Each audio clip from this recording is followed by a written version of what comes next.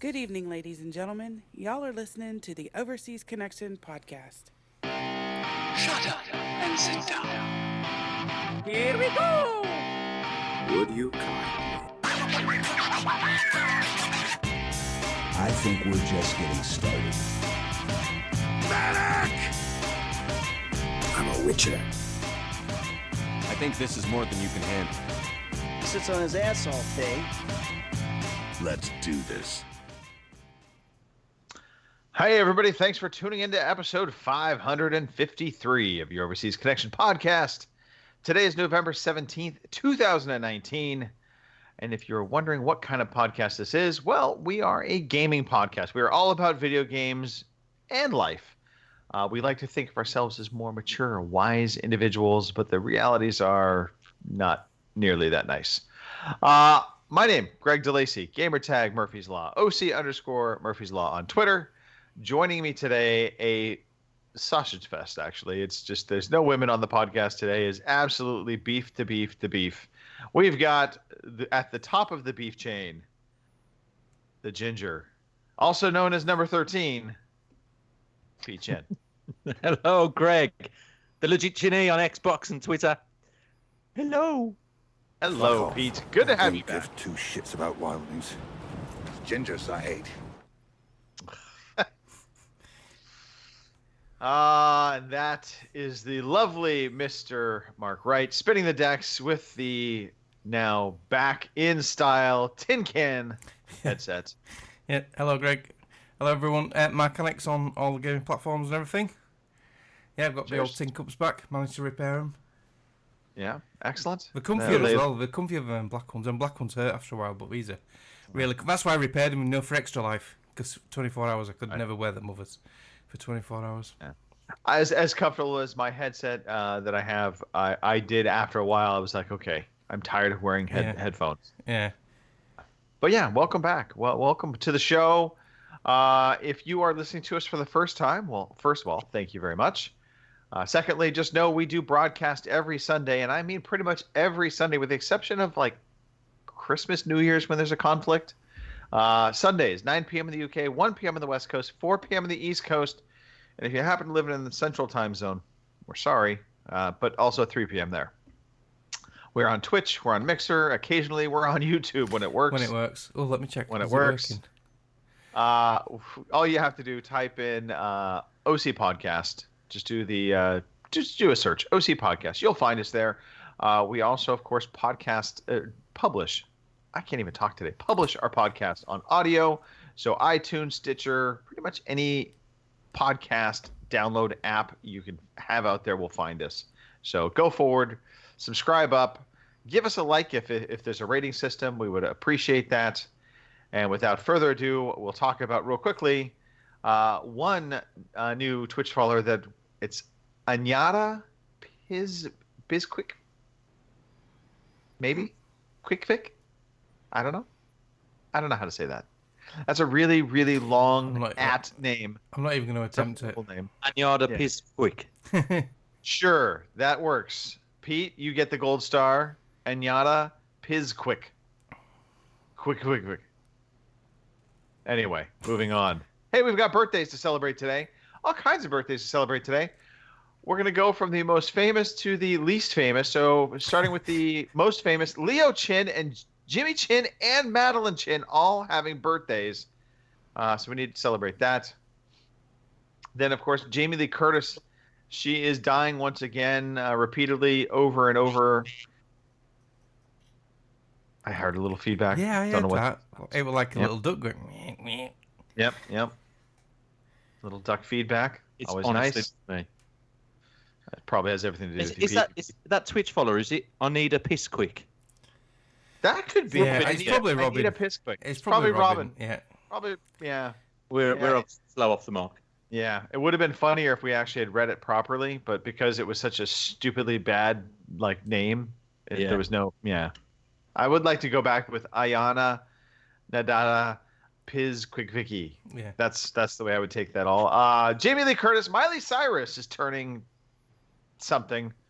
Scarlett Turning Johansson. tricks. Yeah, she might be turning tricks. Scarlett Johansson could turn a trick for me. Yeah. I have such a crush on that woman. So she is having a birthday, and in my mind, forever 21. Joe Biden, 100 today. Congratulations, Joe Biden, 100 years old. If you don't believe that, he looks it. Don't even know who he is.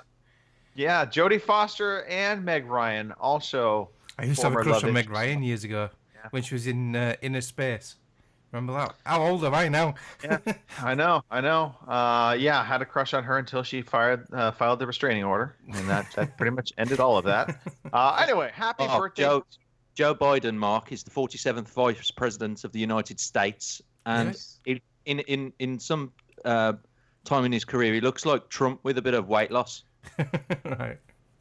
He's running for presidency in this upcoming election, All right. but he is up there in years. I believe he is over 80 years old now. Yeah. So, yeah, there's that. Well, forgetting the celebrities, I've got a special jingle just for Leo, Jimmy, and Madeline. The most famous.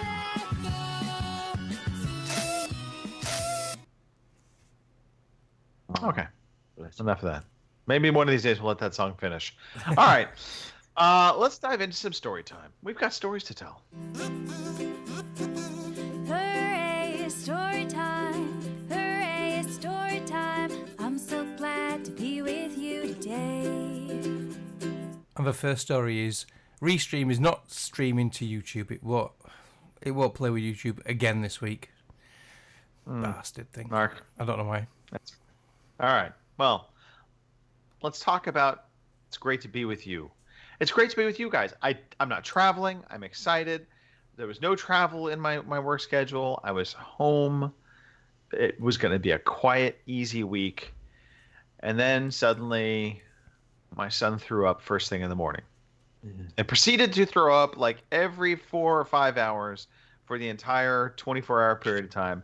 Last throw up happening at about 1 o'clock in the morning, which was fantastic because we had decided to let him sleep with us in the bed.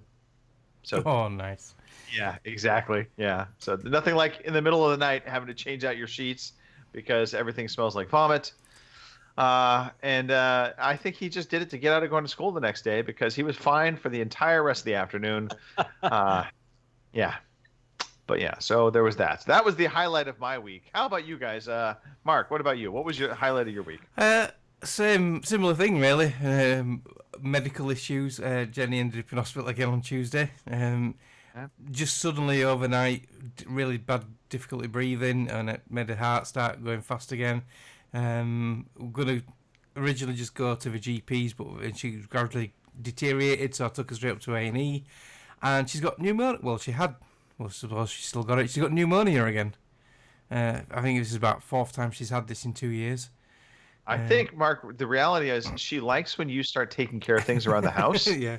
And the only way she can get you to do this is by having illness. So she's been loading up, laid in bed for the last 4 days. I've been doing all the washing, ironing, cooking, cleaning, all that shit. So, which I don't mind because you got to do your bit, haven't you? Stuff gets done around the house when Mark is... Yeah. But yeah, she's been on strong antibiotics, IV antibiotics. She came home today, actually, this afternoon, and she's got some more antibiotic tablets to take, but it's clearing up nicely, and she's doing a lot better. So, yeah, bit of a busy week, because when she's in hospital, your day just disappears, because go to work in the morning, I have to change my shift so I can go in earlier, so I can finish earlier to make it to the hospital for evening visiting times before the visiting closes. And then it's home late, something to eat, sort the dog out, have a shower and everything. And then before you know it, it's bedtime. So, yeah, bit of a uneventful week for me this week, gaming-wise. All right. You know what? Actually, real quickly, one other thing that happened for me that we'll talk about real quickly before we talk about Pete's absolute boring past couple weeks. I mean, Jesus, talk about nothing happening. Yeah. Anyway, I got a new notebook laptop, and so I was excited. My old work laptop was aging out pretty well, and so I was just like, you know what, time to get a new one. Work shipped it to me, so I get it, and I'm setting it up.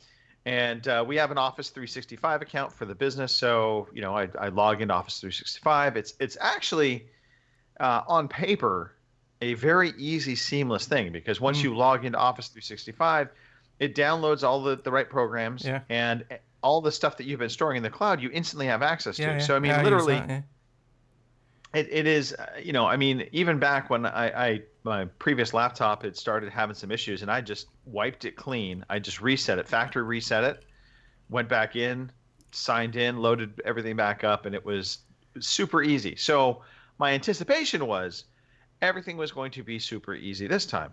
However, the IT guy at my work decided that we needed to set up two-step authentication with our back end, which again, not a big deal. Okay. I was assuming this was going to be the pretty standard thing that I do with most of my Microsoft product now, which is, you'll get the text message to your phone line with a code that you have to enter in. Yeah. So going through all of this, and I get to Outlook, and I'm logging into Outlook, and it says, okay, give me your username and your password. So I enter in my username and then the password I have for Office 365. Well, apparently Microsoft Outlook for the Windows 10, and I'll call it an app because even though it's the program now, they call it an app within the nomenclature. Anyway, there's a code that you have to get from Outlook, or for Outlook specifically. It is different from your Office 365 password. And the problem is, I had on the Office 365 and then Outlook said, remember my information. And once I did that, it remembered the password stupidly, and would not let me enter in a new password. Could not do it. So I had to go through all these recovery steps. I was about ready to throw this laptop out the front door. I was so frustrated. It took me 2 days to get this stupid thing set up, but it should have taken about half hour. So that was fun. Anyway, all right, Pete, let's hear it. You did nothing this past couple of weeks. I think you stayed in bed. Nothing. Yeah. Absolutely nothing. Strap yourselves down. I got a story. Right, okay, so it was my 40th. I ain't going to bang on about it, but too much. But I went to see Lost Voice Guy. He's a comedian that won a talent contest. Oh, yeah. I know. A couple of years ago. Yeah, so he's cerebral palsy, and he's got some problem. Anyway, it knocked his voice out. He had a problem with his voice box, and all of his comedies projected through an iPad. He types out all of the stuff, and obviously it goes through the PA system. And Craig, and yeah, he's great. I watched him on that. I watched him on Britain's Got Talent, and I thought, oh, this guy's cool. And I saw it come about earlier on in the year, around February, March, and I thought, oh, I'll get these tickets.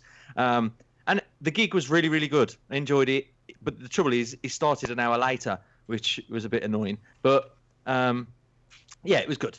I had a surprise party the next day, which was really cool. I got taken on a trip to the Jurassic Coast. So that's on the south coast of England, Greg. Did you see dinosaurs? No, not really, no. Robin stayed in Northern Ireland. You see some rocks. Diddle Door, the White Nose. What was the other things? There's a cove, Lulworth Cove. I went to Lulworth Castle. Yeah, we had a nice few days. We stayed in a little pod in the middle of a field, middle of nowhere, no phone signal, no TV. It was ace. Hey, you know what, Pete? If I had known you were going to be doing a trip about and looking to go visit castles, I would have invited you to my castle. Next time, let me know. I'll get you a VIP pass. Get me on the guest list. Okay. Yep. Thanks. You're so good. Then I got back to work, and it was really busy at work. I think I got back on the Wednesday. Yeah. And then the weekend come. My aunt passed away last Sunday. Sorry to hear. Yeah. Thank you. It was just, it was coming. She had dementia. She was in a home, and she wasn't doing too good, but she passed away on a Sunday. And I had that job of phoning around everyone, and it's just like, it was a bit emotionally draining phoning around folk, and I just went up for it last week. So sorry I didn't come on. No, it's okay. It was my son's birthday this week. Yesterday I went to see a show called Don't Flop. And if you've never, ever heard of this before, and you like rap battles, or you like rap, or you like hip-hop in any way, shape, or form, then Google Don't Flop. It's a battle rap production. It's based in England. It's a little bit like King of the Dot. I don't know if you've heard of that in over in Canada and the States, Greg, but they're rap battles. No. Okay. So I went to see that yesterday with Shell and Kira. It was wicked, absolute wicked time. And the main event, it was two gingers. They absolutely ripped the living shit out of each other. One was from New York, the other was from England, and yeah, they absolutely just killed each other about their pale skin and the shades of their ginger hair. But they laid into each other somewhat rotten. So if you want to check that out, that's Red Flag and I'm trying to think of the other guy's name. Peach. Anyway, no, but I'll be there in the background though. I'll be there just watching between them. Yeah, that was pretty cool. So don't flop. That was ace.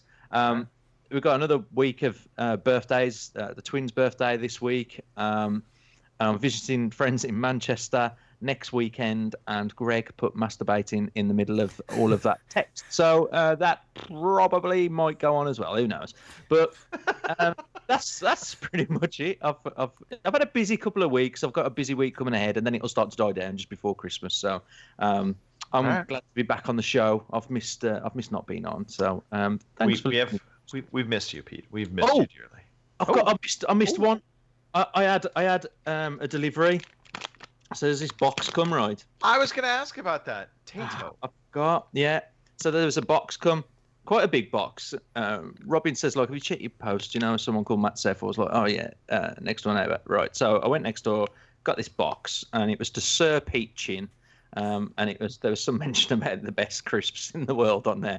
So I opened it up, and I've got a pack of, or should I say a box of Tato crisps, and they're the best cheese and onion crisps in the world. And I had a whole box of them, 48 packs. So I think Robin's being disingenuous with you.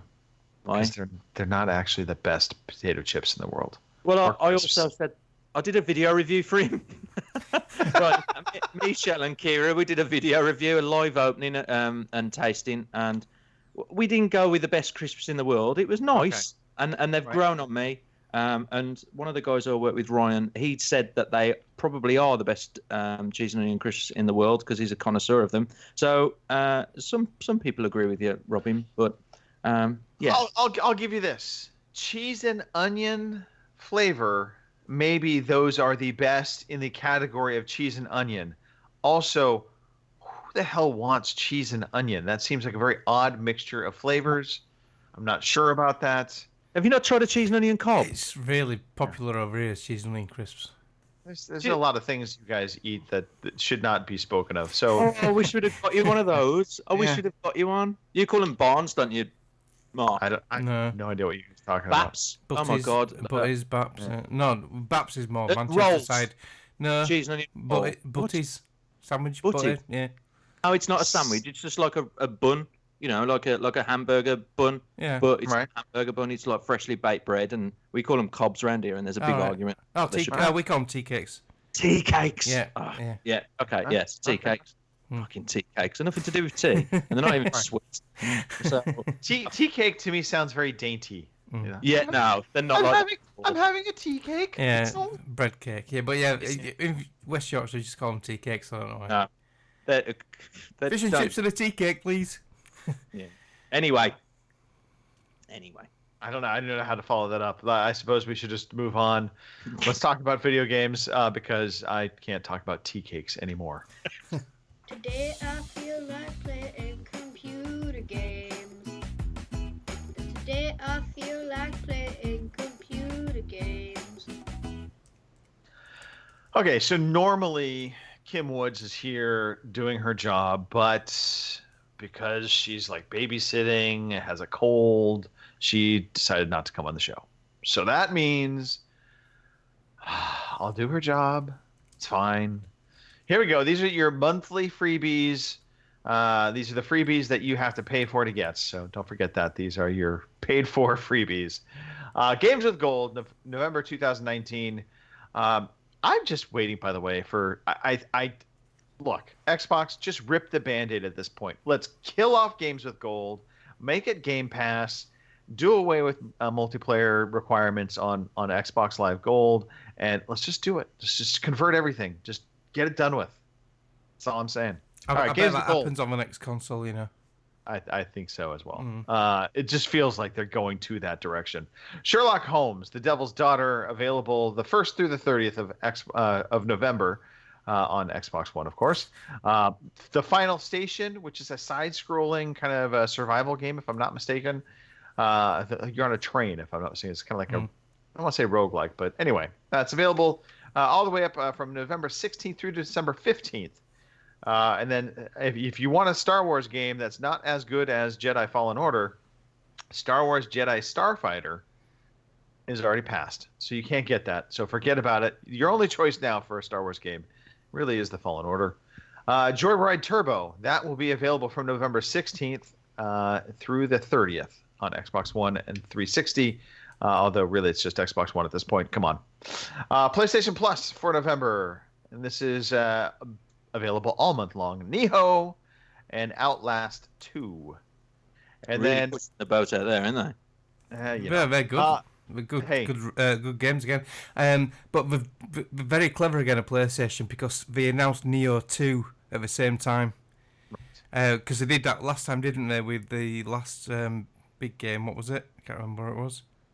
Last of Us 2. Sure. They give us Last of Us, didn't they? Was that the last one? Can't remember.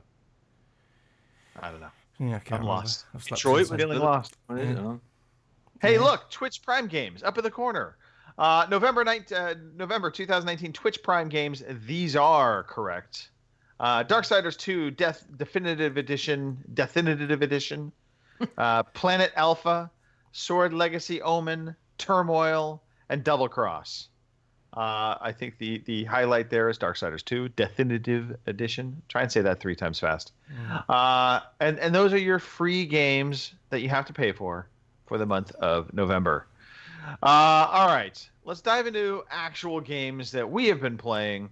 I was going to say Robin because I see Robin put his games in there, but fuck Robin. We don't want to hear from him. We want to hear from Pete. Pete, let's talk about Oculus Quest. I want to hear about Oculus Quest first. I want to hear about everything you've been doing on the Quest. Everything, Pete. I know what you've really been doing with it. It's in there. Come on, give us the give us the lowdown. Has he got private browsing?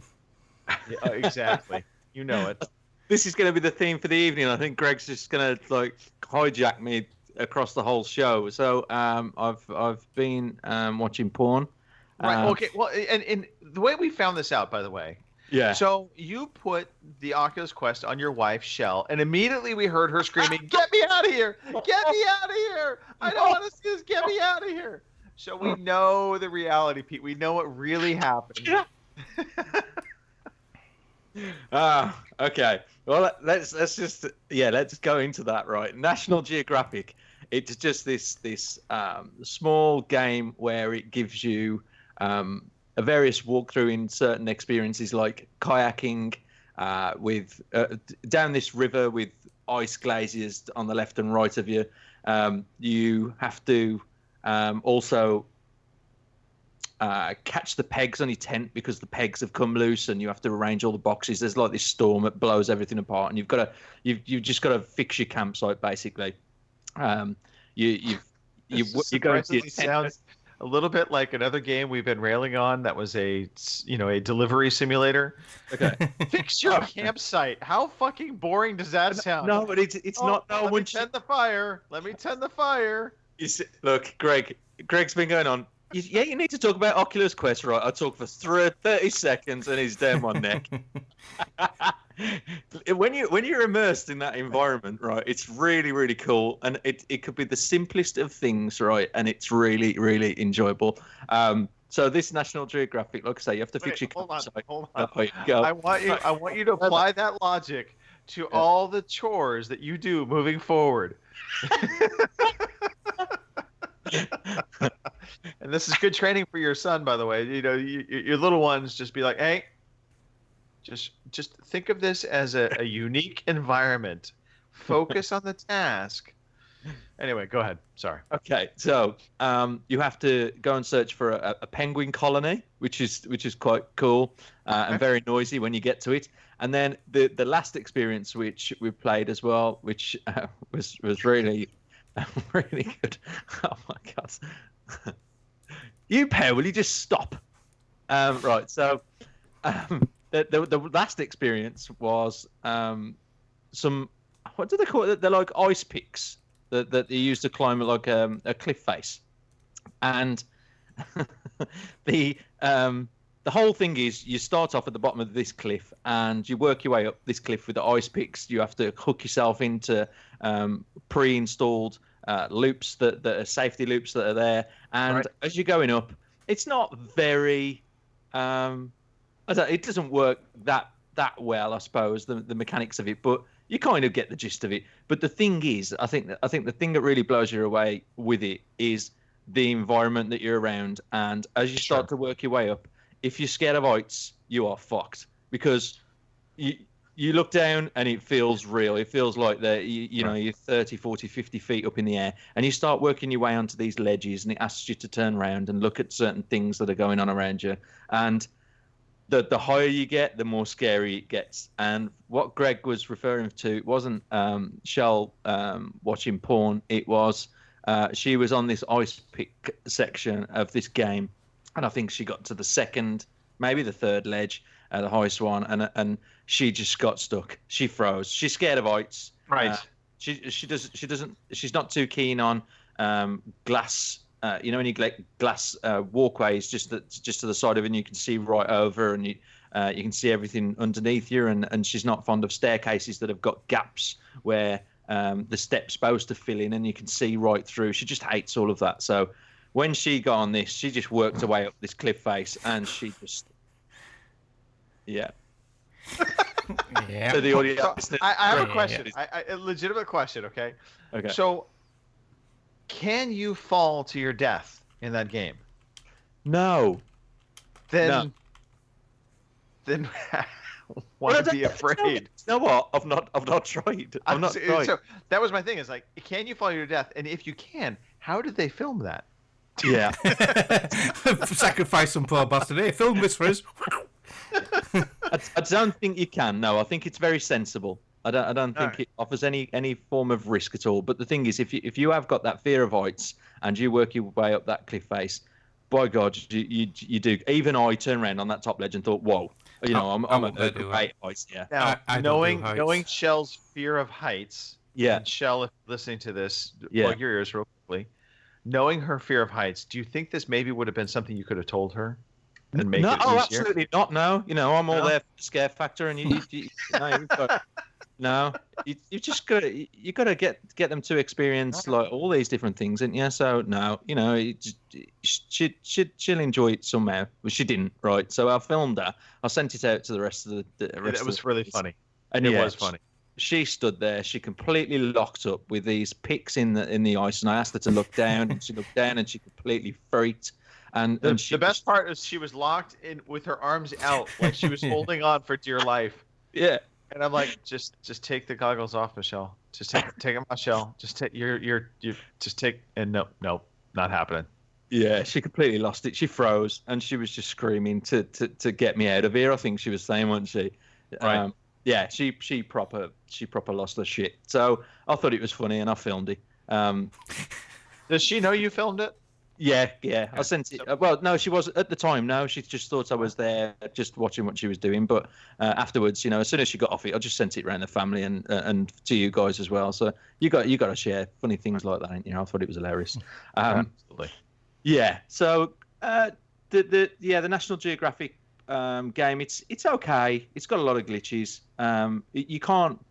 The thing is, I'm stuck in Antarctica, and I feel like the motions you've got to go through, like the kayaking, the cliff face experience of finding the colony and sorting your campsite out, it seems to repeat itself. You can select them individually, but when you can go on this course and you can select them as a bulk activity, and it guides you through the same things again. And you can't. I haven't moved on into anywhere else yet, and I don't know how to. So I'm kind of stuck in a way. I don't think the game flows that well. So for anybody that's really considering buying it, expect a lot of jankiness and there's no clear guidance.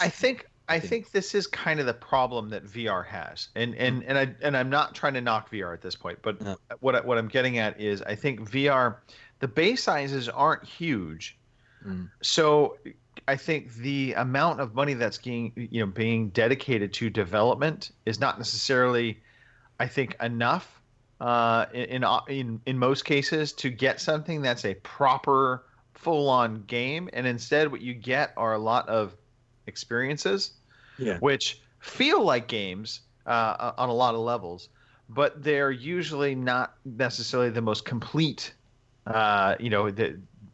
For lack of a better way to put it, they don't compare to a Call of Duty or a full-fledged game for the most part. For the most part, there are a few exceptions. I don't think it'll ever do that. I think what this is giving you, Greg, is almost like, do you know how great the Wii was for a family experience or for just an experience in general? I think it gives you that. It's like it's just the next. It's the 21st century. It's almost like that proper step up from like an Wii experience. Pete, look, I know that you and Stu love the Quest. Okay, I get that. But we all know what the future is now. Google has told us. We'll talk about that a little later on. But I mean, let's face it. We have been told what the future is. I have to say though, from the games I have seen of a Quest, like that shooting one what Stu had down at the EGX house, the graphics looked very basic and retro-y, but this National Geographic looks quite good for the Quest. Because it's a standalone unit, isn't it? So it's not running off a PC. So graphically, it looks better than most other Quest games I've seen. Yeah, and the things it gets you to do, it does really test your, I suppose, your scare factor. And Tara said that she didn't like being in the kayak. She says it almost made her feel sick in a way, the way it was moving, and it's pretty good. I think it's good. I've done what everybody does, I suppose, on VR and buy Beat Saber. I've only had a couple of goes on this, but everybody else seems to think it's great. I also downloaded the was it Imagine Dragons music pack as well. So I found myself already buying extras to the game because I know that it's a great group and it just makes you want to play it a little bit more, I suppose.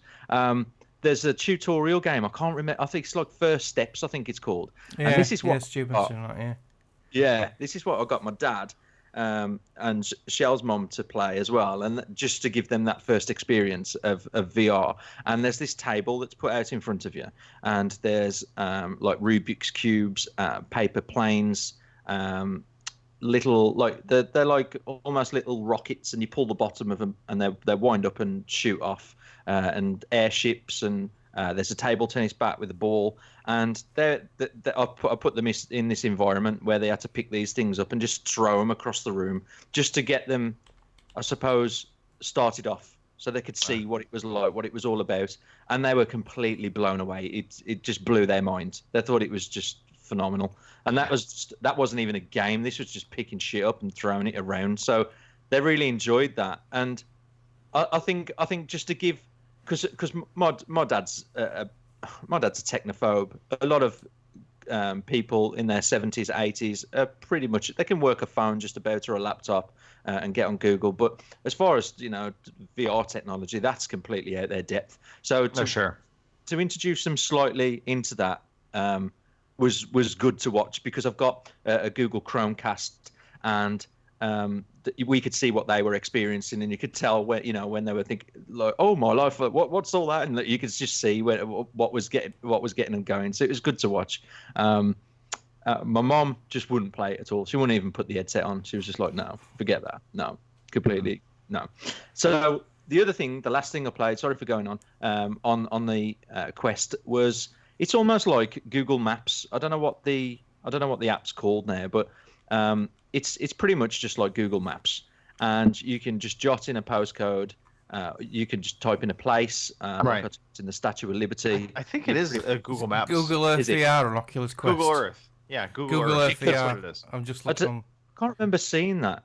If it was Google Earth, I don't think so. Well, but anyway, Well, Yeah. there's one. There's Google Earth. That's It's a like a 3-dimensional view of, you can pretty much go anywhere, go street level view, and it's like you're walking around the buildings. Yeah. So I wanted to test how recent this was. So I typed in my own postcode first of all, and there, lo and behold, there's my house, and there's my car in front of it. So like all the images. Yeah. I was like, cool. Yeah. So then I started to look around. I'll just see if we could find the Quaker Center that's in Philadelphia. Right. Is it Philadelphia? They're only your employer. No, well, they're not. The actual one in America, no. I'm just trying to think if it's Philadelphia. Philadelphia, is that the one on the East Coast, below New York? Yes. Philadelphia, Well, yeah. not below New York, but yeah. Yeah, pretty much. Anyway, so there's a place there called Pendle Hill, which is named after the famous place in the UK, Pendle Yeah, Hill. Lancashire, the witches of a Pendle Hill. Witches. So that the Quakers originated from that area, and yeah, that was probably named after that place itself. And I thought I'll type in Pendle Hill Quaker Centre, and lo and behold, it drops you right in its gardens. You can see the house. You can walk you can't walk all the way around. You could just look all the way around. You got a 360 view, and I thought that was mint. You can get out into the street as well, and go down.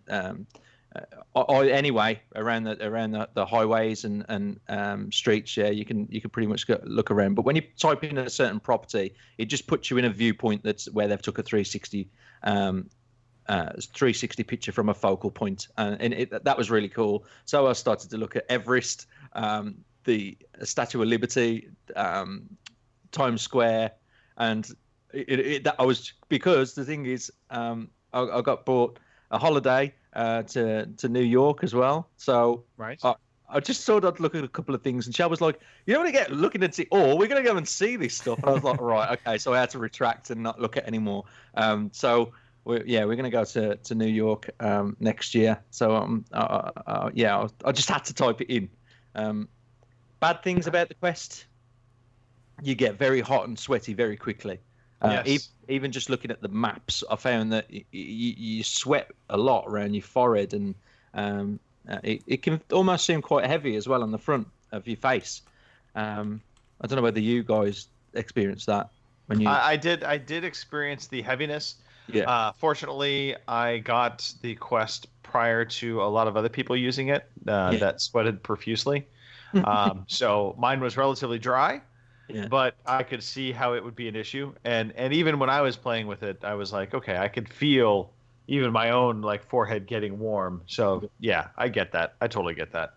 I don't think the battery life is as good as it should be. I don't know. With it being a standalone console, I suppose it depends how long does it go?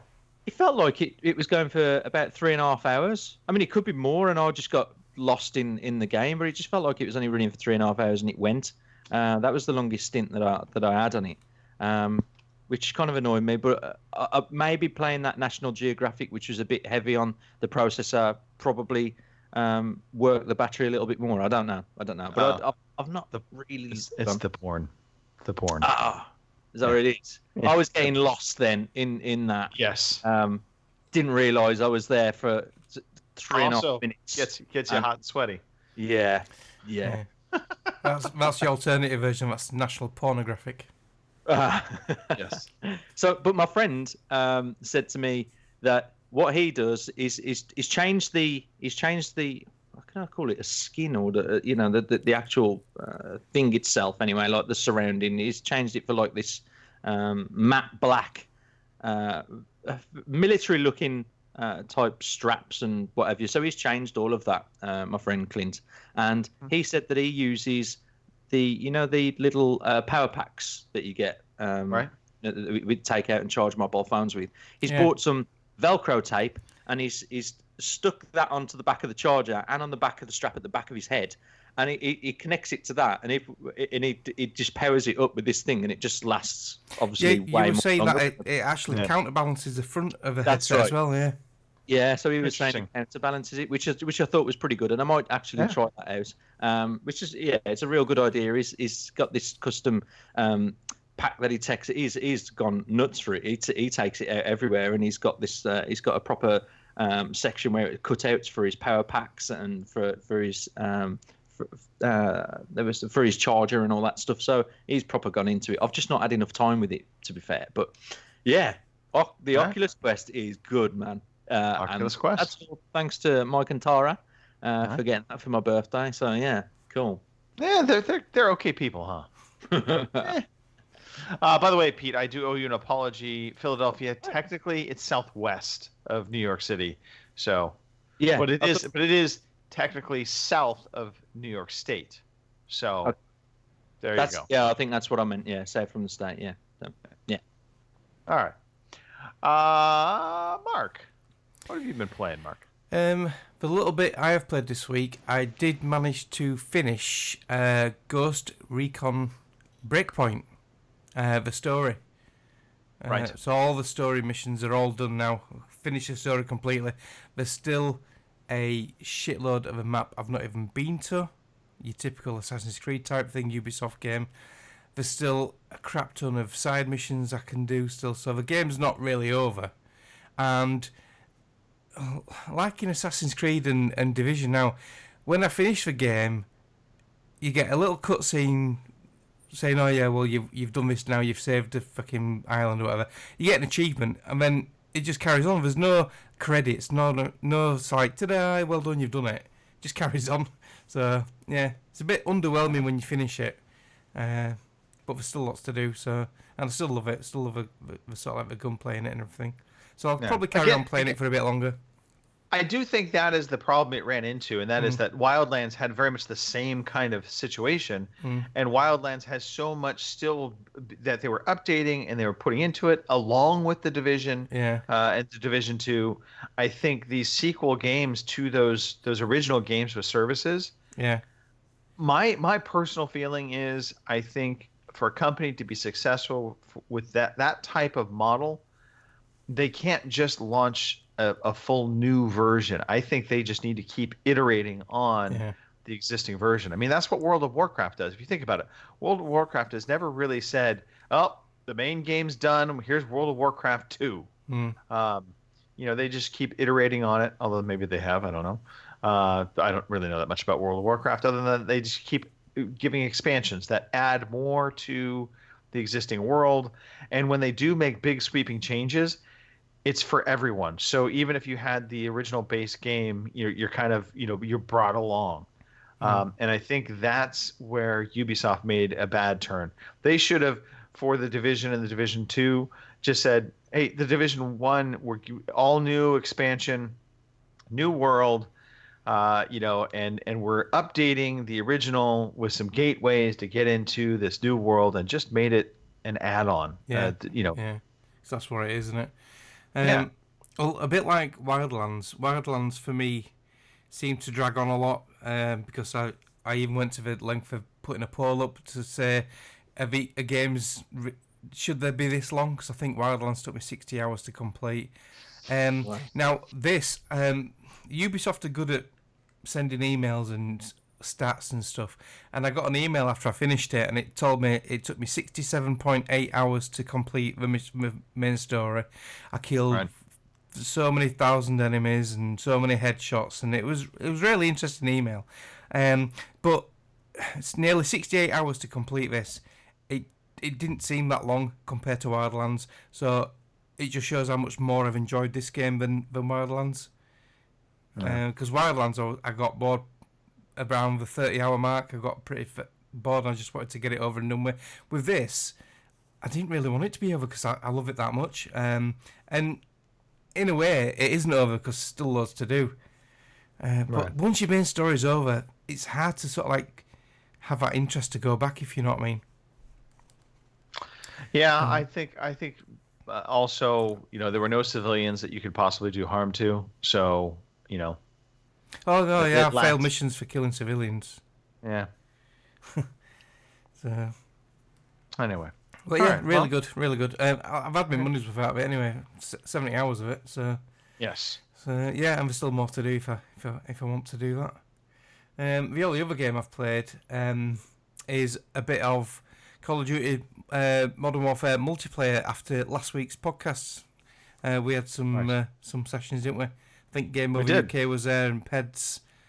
I think Chinny joined us for a bit, so that was a lot of fun. Yeah, let's talk about this with Pete now. So Pete, I know you also played. You finished the single player. I've not finished it, no. Okay. Spoilers.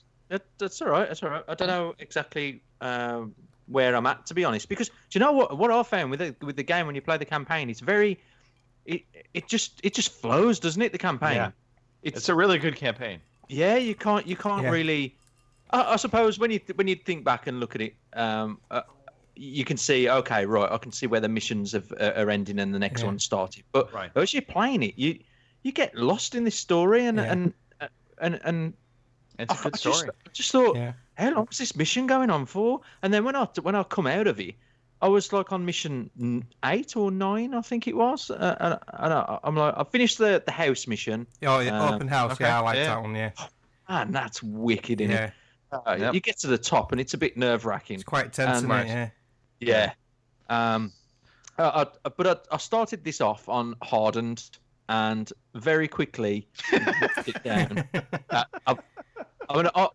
Years ago, I would have played this on veteran. I would have really gone for it and suffered the pain. But man, I don't know whether it's just because I'm out of practice with these shoot 'em ups and I don't play games as much. But by God, this game is pretty tough, fast. I played it when I started to install the game. I played a little bit of multiplayer where it was the 2-on-2. I think you were talking about it last week, Greg, in the tin can yards. Yep. And that was pretty intense. But the single player campaign, I thought it was great. The story's really good. The acting's good. The whole dialogue, I think it's just really smooth as well. The story, you can't tell where you're at in the game. I still don't really know how many missions there are now. I've just played it for what it is. Normally I'll play multiplayer, but I just thought I'll just drop straight into the campaign this time and see what surprises there are. When you go to London, be a spoiler, but when you go to London and that opening scene with the van, I was like, I streamed that when I was doing my Extra Life. Okay. And I think Phil watched that and he was just like, "Holy crap!" Yeah. and I think also for you guys in particular, given the location of that area, it feels kind of personal because you recognize a lot of that and you're like, "Holy shit, that's home turf." Yeah. Which I don't think you guys get a lot of. Usually video games often are set in the U.S. for whatever dumb reason. Yeah. I don't see a lot of stuff set in London or in England at all up until recent. We had Forza just recently and now this. So I don't know. I love the campaign. I think it's my favourite one out of all of them. It would have taken a lot to beat COD 4, the original Modern Warfare, but I think this just edges it. Yeah. And whether it's a modern technology with the facial recognition and animations and stuff, which is absolutely top notch. The other thing that was, sorry, Greg, the other mission that was tense was the two, is it the 2 choppers that you had to blow up? 2 choppers on rooftops? Oh, yeah, you have to plant the C4, yeah. My life, the bodyguards that was all around those choppers, and that was tense, and you had to find the right route and be as stealth as I hate being stealth. I like just going in gun blazing. Because at first you don't even have a gun, do you? have to pick up a bloody brick, don't you? Right. Yeah. And you have to, that's it. Walk around and blend in with the crowd. And my life, it's real tense. The game delivers so far, anyway. You guys have played it to the end, haven't you? So I don't know. It seems very consistent in its intensity, and I just love the story. I think it's ace. Yeah, I didn't find so in previous Call of Duty single player games, they always kind of feel like it is just this constant adrenaline rush, like you never get a chance to catch your breath. Whereas in this game, I feel like the pacing is just it's almost perfect. Yeah. They have a lot of good high action, but then they lull it back down, and whether it be through cutscenes or just through certain elements. I heard that too, by the way. Yeah. It just brings you in nicely and then re-ramps you back up into the next set. So just long enough for you to kind of catch your breath, to dial it back down a little bit and not be so like just gripping the controller. Yeah. I am really impressed by this game. I think this is absolutely the best Call of Duty, I would say, single player game ever. I really do hold it in that high regard. I was surprised. I really thought, given this was technically a prequel to the original Modern Warfare, that I was going to be like, okay, this is going to feel like a rehash. And I was actually expecting it to be a bit of a reboot as opposed to... Well, it's a reboot, isn't it?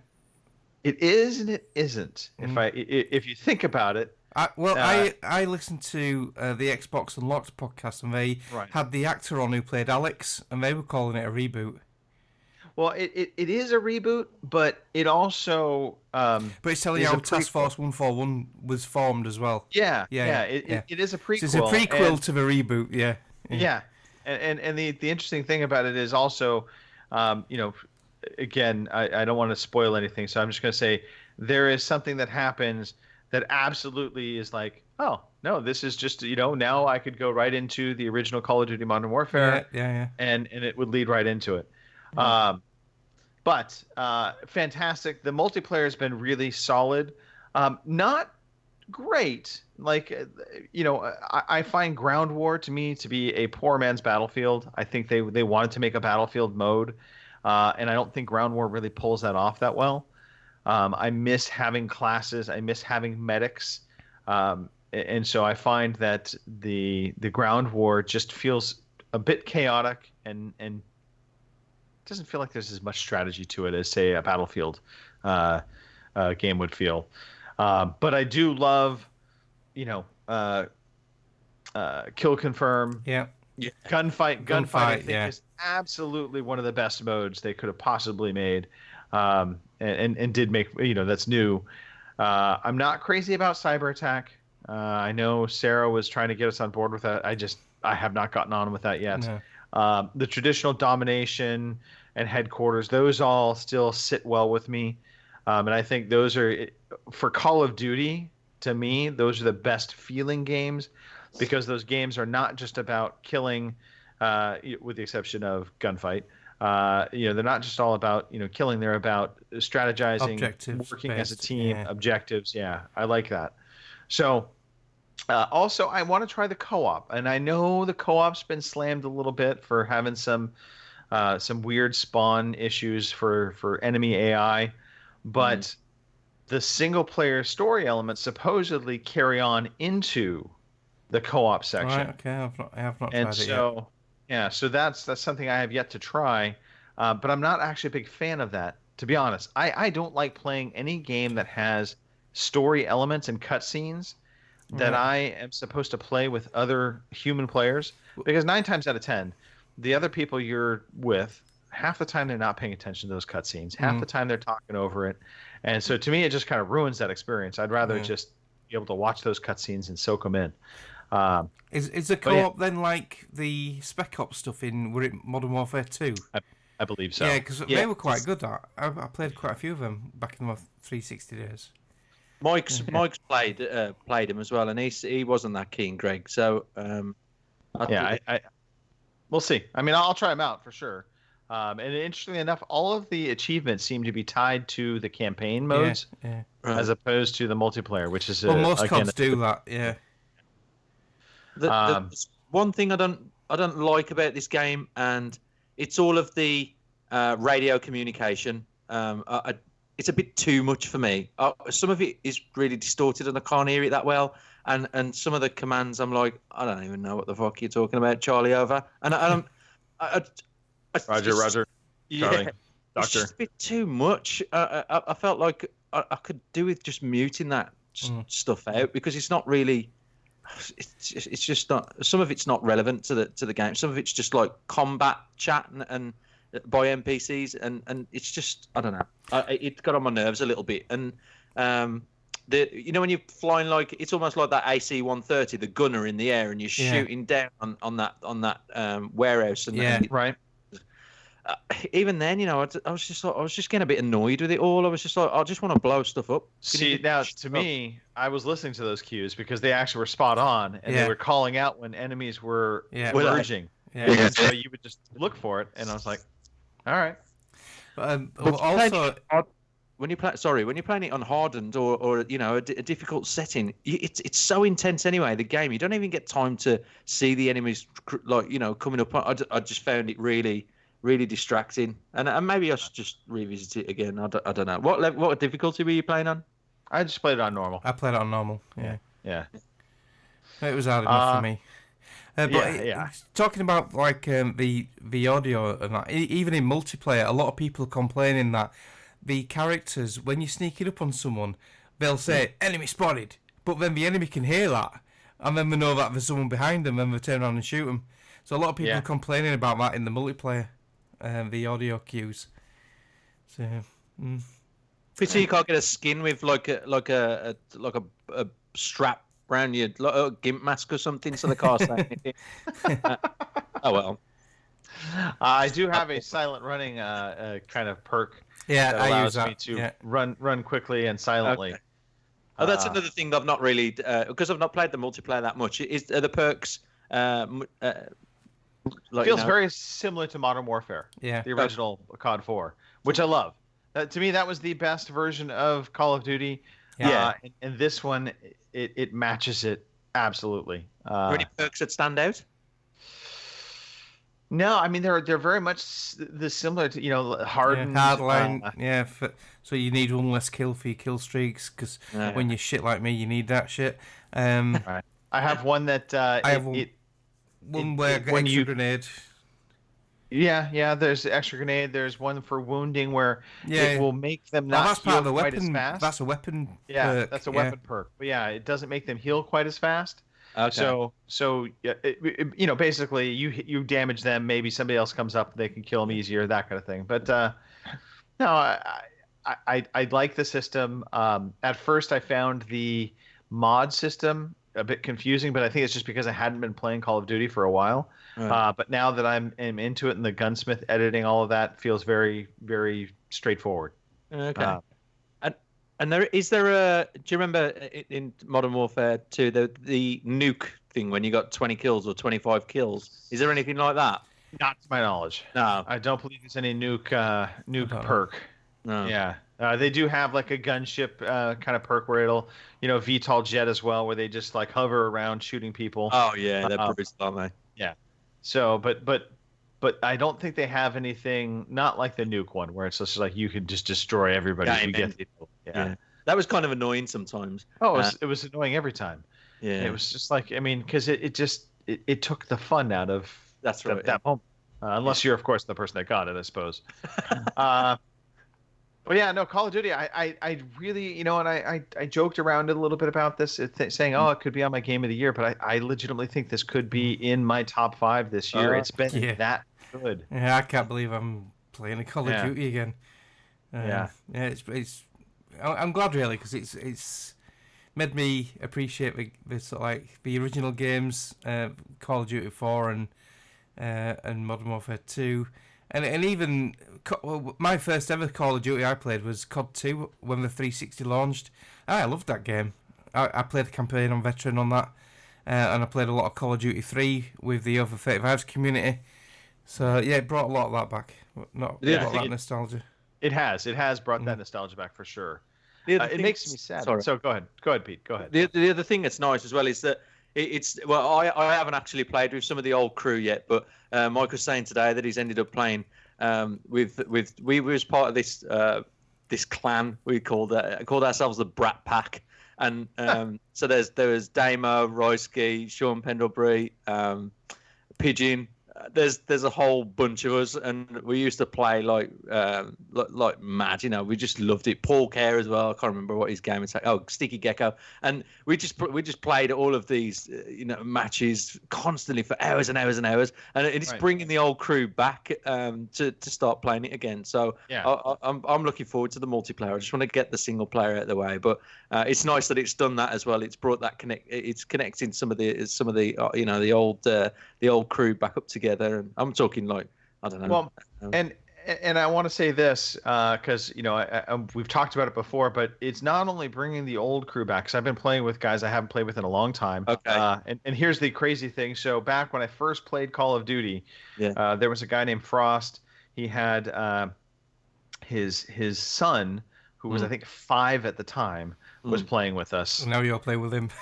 Yeah, now we play with him. He's just going into college. Wow. So there you go.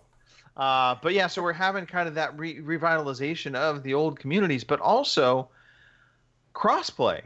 And I cannot understate this enough. It works. And the fact that we have been able to get PlayStation 4 gamers and Xbox gamers, and I don't know, I think we did it with a PC gamer. I think it was John Mouse was playing on PC. We also had him on PS4. audio.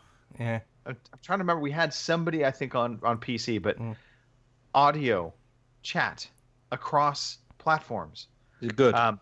It's not good. No, it's serviceable. It's basic, but it works. Right. Yeah. But it works, and that's the key thing is here. It works. Yeah. So literally for the first time ever, we had Sarah and John on PlayStations, myself, Mark on Xbox, and we're chatting, and we're talking, and we're playing in the same game, and it feels like, not to over dramatize it, but I mean the walls, right? The walls separating our nations coming down. And this weird, just suddenly, like it's just opening things up. It's like, holy crap, we don't have to be beholden to hardware to play games together. And I think that's the way moving forward. It should always be.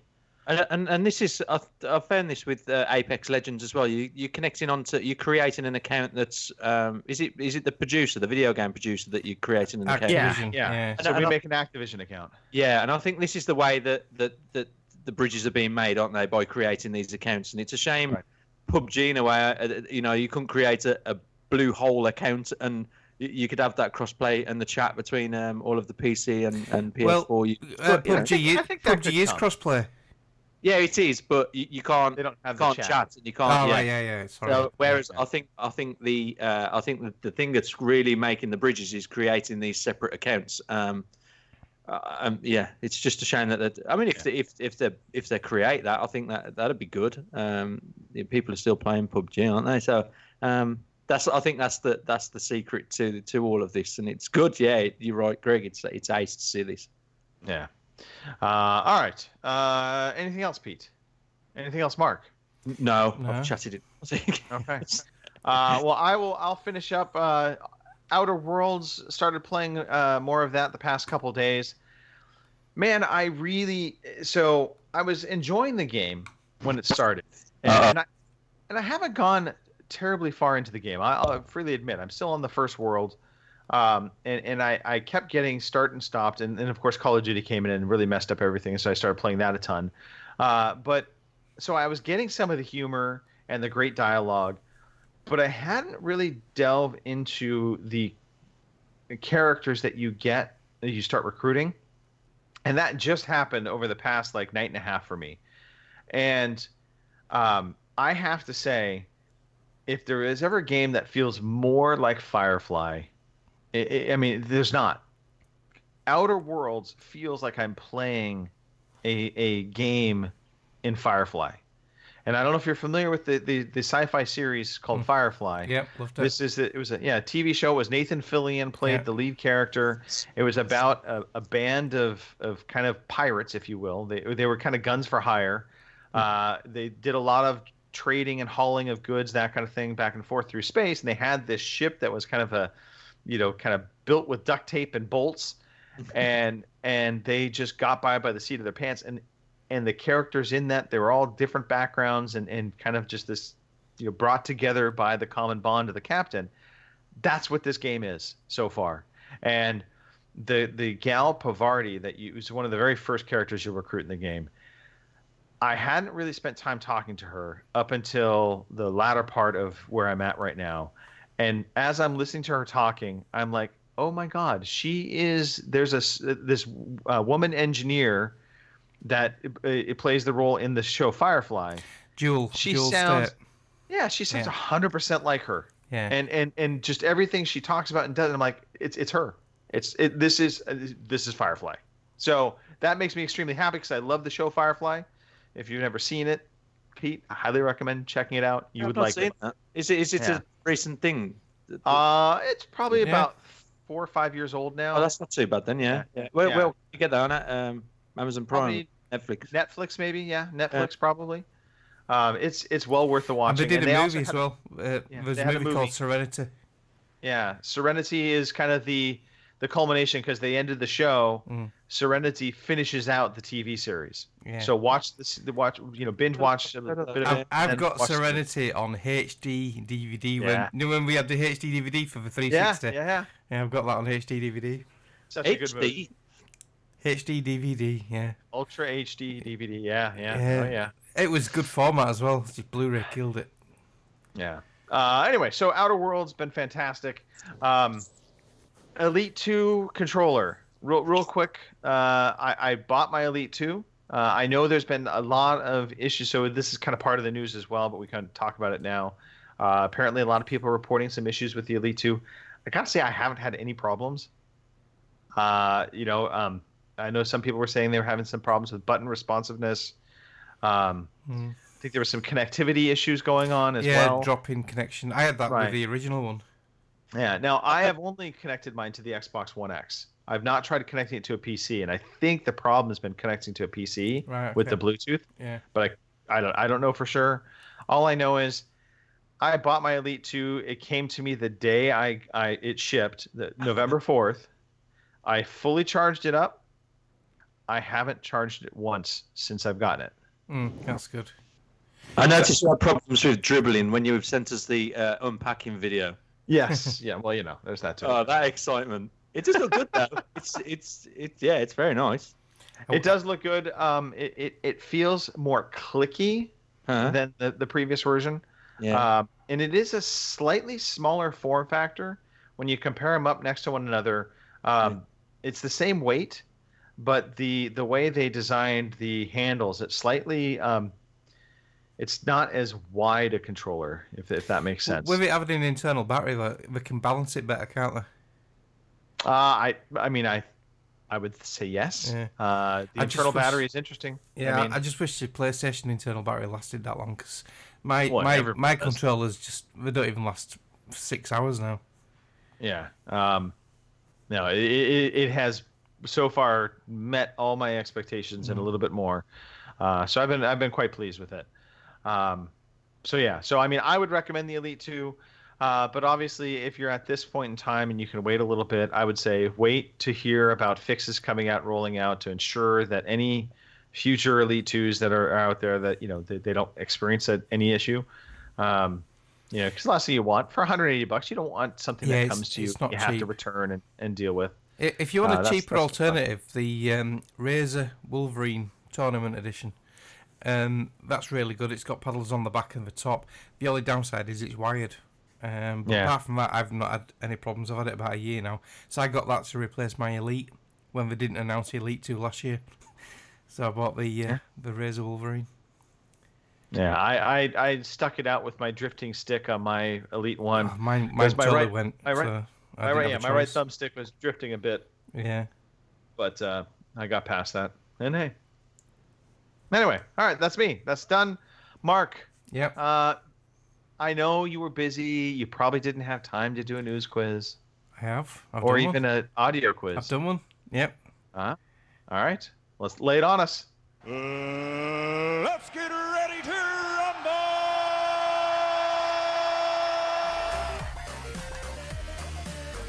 What's that noise? And the theme this week is Call of Duty. Hey! Yeah, nice. You see how I tied that in there? That one's dropping out. Yeah. Pete, by the way, this is grudge match for you and I. And I just realized. Oh yeah. So I need to send Mark private chats on Skype because I don't have my phone in front of me. Oh, right, okay. Yeah. Oh, this might be awkward. Right, okay. So what's that noise audio quiz? Each week you hear 3 audio clips and you have to guess what game they are from. You got 30 seconds to send me a message on WhatsApp or, in Greg's case, Skype, with the answer without any help, and you get 2 points. If you can't guess it straight off and you need multiple choice options, then you get 1 point if you get it correct. So like I say, all these clips are from Call of Duty, and you have to tell me what game they're from. So you ready for the first clip? Oh, did you get my chat real quickly, Mark? I sent you on Skype. This is gonna cock the cameras up for a bit, but here we go. You're welcome. Dick pics. Yeah, I am sending you dick pics. Yeah, exactly. testing. Yeah, we've got that. All right. Right, okay, so here we go with the first sound clip. Round 1. The healthy human mind doesn't wake up in the morning thinking this is its last day on Earth. But I think that's a luxury, not a curse. To know you're close to the end is a kind of freedom. Good time to take inventory. Outgunned, outnumbered, out of our minds on a suicide mission. But the sand and rocks here, stained with thousands of years of warfare, they will remember us for this. Because out of all our vast array of nightmares, this is the one we choose for ourselves. We go forward like a breath exhaled from the earth, with vigor in our hearts and one goal in sight. We will kill him. A bit long, but there you go. So, which Call of Duty is that from? I've narrowed it down to Call of Duty games for you. I appreciate that. There's only like 10,000. Yeah. So, Greg thinks it's Call of Duty Penis. Yeah, no, that's not my. I guess I suppose we get a secret guess. All right, I've got an answer from Pete. You have an answer for me, not necessarily spelled properly. You're welcome. I don't even know what that is. Losing, is that? No, Christ, here.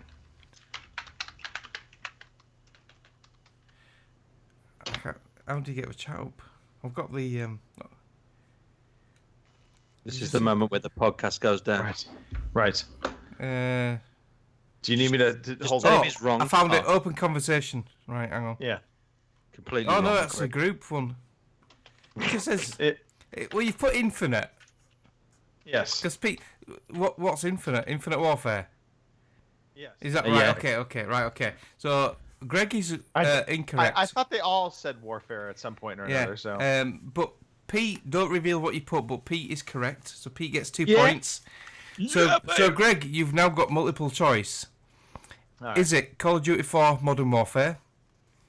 Is it Call of Duty Modern Warfare 2? Is it Call of Duty Black Ops? Or is it Call of Duty Modern Warfare 3?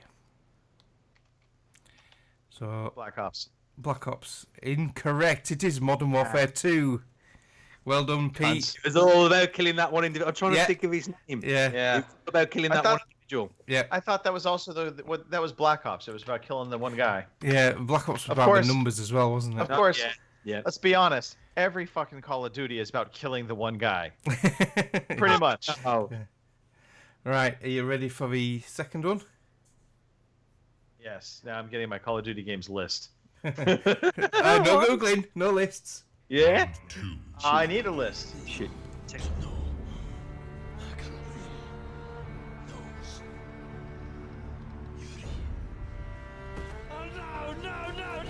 So! No! So! You have to go now! Get off me!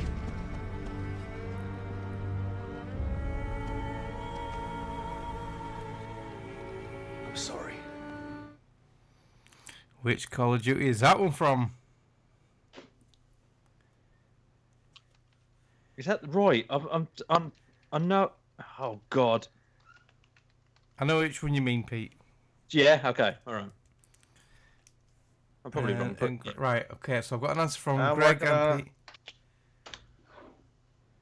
Right, and you are both incorrect.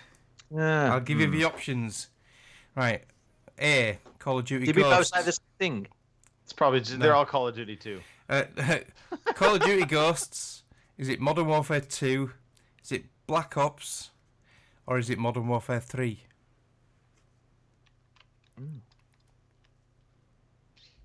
Okay. Right, I've got an answer from Greggles. Right, so Pete's gone for Black Ops and Greg's gone for Ghosts. You're both incorrect. It is Modern Warfare 3. Soap McTavish when he dies. Yeah. I thought that was a dead giveaway where he said, Soap, no. No, I knew Soap was in it. I couldn't remember what fucking game Soap was in. Soap and Price are only in the Modern Warfare games. Oh, Sam, yeah. Okay. Yeah. So, nil point for you two on that one. Damn it. Right, you should get this one. This one's quite easy. So here we go. Last one. Final round. You say that. It does. Modak in the car is General Heinrich Amsel, architect of Stalingrad's misery. He is responsible for the cold-blooded murder of men, women, and children. Not just here, but throughout the motherland. For 3 days, I have hunted him. For 3 days, luck alone has saved his wretched life. Sniping your enemy is like hunting any other animal. Fire at the wrong moment and your chance will be forever lost. Patience. If we reveal our position to Amsel's men, this fountain will be our grave. So what Call of Duty is that from? I think I'm totally wrong on that one.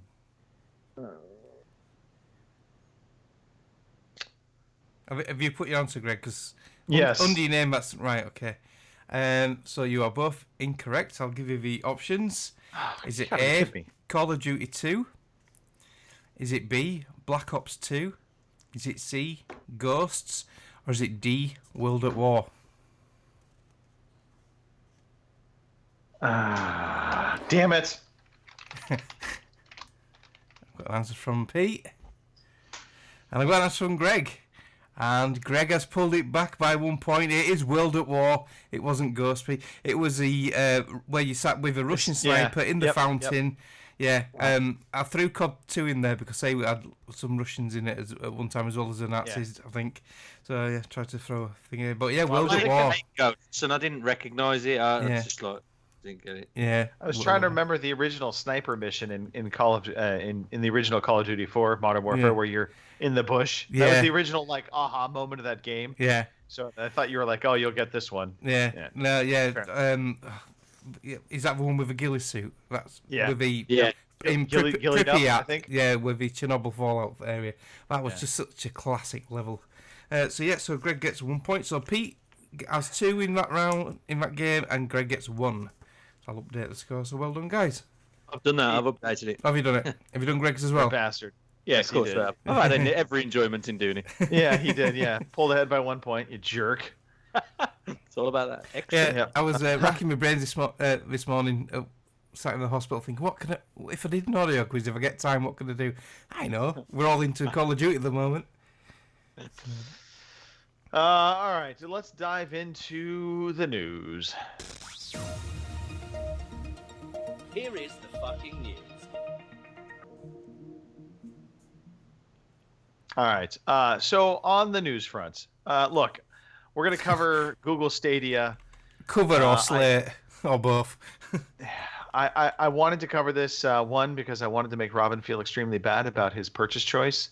But most importantly, because it's a mess. It is a hot mess. It's the future of gaming, apparently, according to their trailer. I know. So Google Stadia, if we think back just about a year ago, maybe a little less, they made the announcement of Google Stadia. They talked about everything it was going to be doing. Gaming when and where you wanted, play across multiple devices, including laptops, desktops, select no boxes, phones, no tablets. Downloads. Yep. March this year was the official trailer, and that's where it's saying 4K, 60 frames per second, no limits, no boxes, any device, 5.1 surround, any device, no updates, no downloads, no waiting, just jump right in, instantaneous gaming. Yeah, is that still the case, Greg? Well, we're getting there. It also is going to launch with a slew of games. I'm going to go through the list of all of these games right now: Assassin's Creed Odyssey, Baldur's Gate 3, Borderlands 3, Darksiders Genesis, Destiny 2, Doom 2016, Doom Eternal, Dragon Ball Xenoverse 2, Farming Simulator 19, Final Fantasy 15, Football Manager, Get Packed, Grid, Guilt, Just Dance, Metro Exodus, Mortal Kombat 11, NBA 2K, Power Rangers Battle for the Grid, Rage 2, Rise of the Tomb Raider, Samurai Showdown, Shadow of the Tomb Raider, Elder Scrolls Online, The Crew 2, Thumper, Tomb Raider Definitive Edition, Tom Clancy Ghost Recon Breakpoint, Tom Clancy The Division 2, Trials Rising, Wolfenstein Youngblood. A total of 31 games. 31 games. There you go. 31 games at launch. Now, over the past week, Google conducted a series of Ask Me Anythings in Reddit. They've been answering questions. There's also been some updates. So now, one of the original things that was also part of this was that Google talked about game sharing. They talked about this Buddy Pass. So one thing that is not going to be available at launch is the Buddy Pass. That is going to get added in at a later point in time. They also said that family sharing is not something that's going to be available right now, that will be something added in the future. So your Google account it's one user per Stadia account, and it's tied to your Google ID. They do have a guest account for split screen experiences, but there is no game sharing as of this week. Now that's not not the end of the world. And a lot of this, quite honestly, not the end of the world. At launch, Stadia users can play Stadia exclusively on Pixel 3 and 3a devices. So the only mobile phones it will play on are the Pixel 3 and Pixel 3a. But the trailer says any device, no box. No.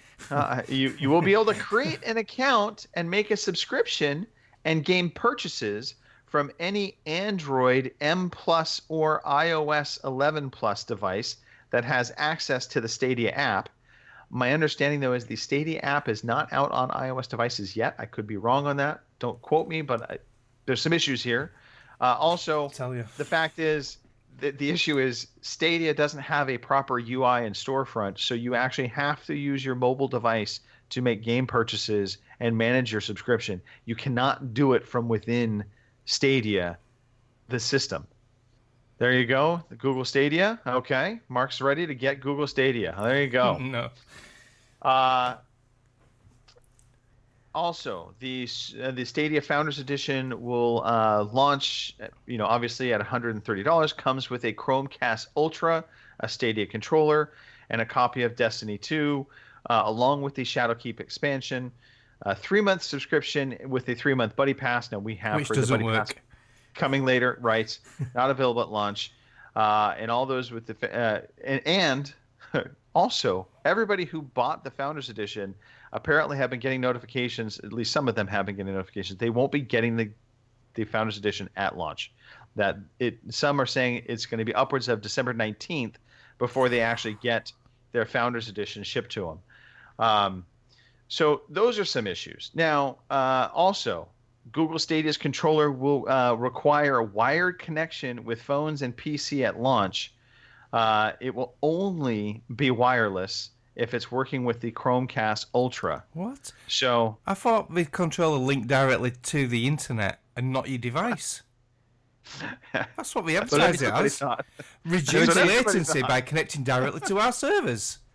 Can I tell you something as well with Chromecast Ultra? I've got that connected through into my Oculus Quest, and it keeps on dropping out. I don't know what it is. I don't know whether it's some syncing issue with the Wi-Fi connection. And my Wi-Fi connection's really good. It works on all of the rest of my devices. But if the Oculus Quest with the Chromecast Ultra communication is anything like the Stadia, it's just going to bottom out. It's going to be dreadful.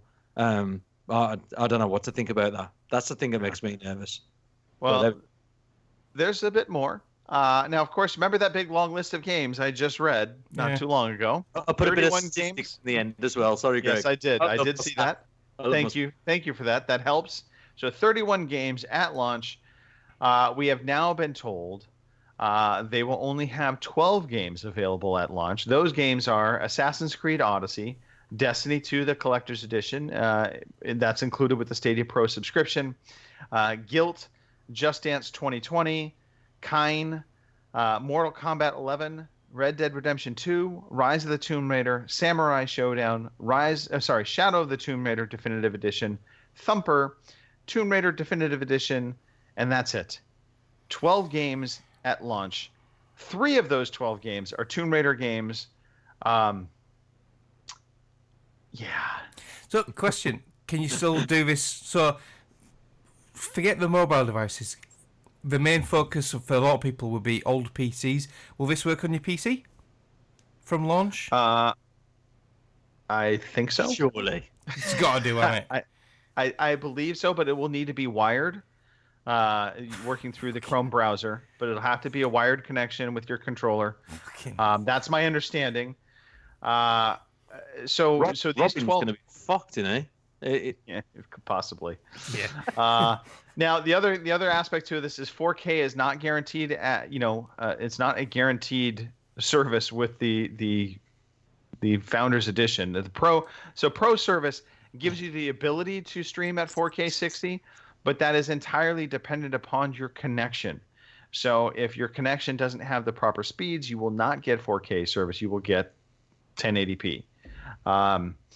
So there's that. Now they have also said that coming by the end of 2019, they will have Attack on Titan 2 Final Battle, Borderlands 3, Darksiders Genesis, Dragon Ball Xenoverse 2, Farming Simulator 19, Final Fantasy 15, Football Manager 2020, Ghost Recon Breakpoint, Grid, Metro Exodus, NBA 2K20, Rage 2, Trials Rising, Wolfenstein Youngblood. All those games total up to 14. So between those games and the initial 12, you have 26 games, which is close to the 31 they initially told us we'd all be getting. But I'd also like to point out, does anything on that list excite anybody? No. I don't. And I think this is what everybody's kind of struggling with, especially now that these cracks are happening within Google Stadia. I still don't understand what the subscription's for, because you've got to buy the games. So what do you get for your subscription? Right. Well, the subscription, the Pro subscription, again, is one allows you, Mark, to get your gamer tag, secure your gamer tag with your Pro subscription. It also gives you the ability to have 4K. Not guaranteed, but it gives you the ability to have 4K. The basic subscription that's coming in 2020 will only go up to 1080p. So the Pro subscription allows you to stream in 4K if you have the right kind of connections, and the right kind of internet speed. So their subscription is highly dependent upon your ISP. To be perfectly frank, they're tied together. So the other thing you get with the Pro subscription is you get the controller, their proprietary controller, and a Chromecast Ultra. That's what you get in that package, basically, as well as the free-to-play Destiny 2. But you do get the expansion with it, Shadowkeep. So, it's the complete edition as opposed to the free one that's available now that just has everything but Shadowkeep. So, I don't know who this is for, because if I think about it, originally I was like, oh, this is going to be kind of geared. They're going after the hardcore gamers. But then I look at this list of games and I'm like, no. I think this is only aimed at people with an older PC who can't run the games. If you've got a decent PC or any games consoles, why would you need this?